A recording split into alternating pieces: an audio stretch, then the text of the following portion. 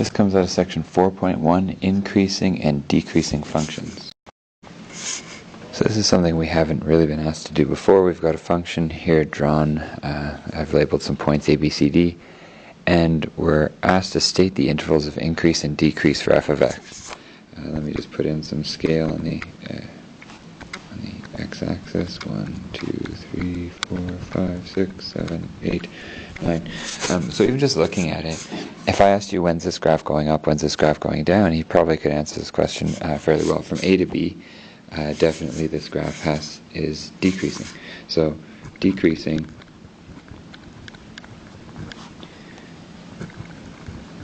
from A to B, and we could also say it's also decreasing from C to D, and the only place where it increases for a little bit is in between B and C.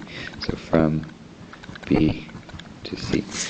The way we would state that here, we could use interval notation or inequalities, but we should say something like this: decreasing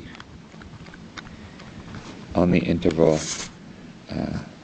from -1 to +1, and on the interval from 5 to 8, and it's increasing on the interval from 1 to 5.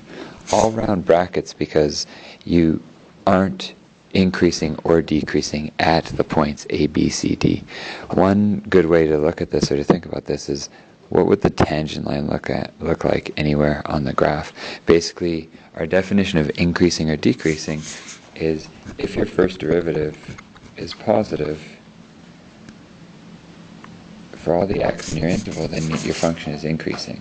F of x is increasing if your first derivative is positive, meaning your slope of your tangent line is positive. If the first derivative is negative, then f of x is decreasing. If the derivative is 0, like it would be at B and C, where you'd have a horizontal tangent line, you're neither increasing nor decreasing.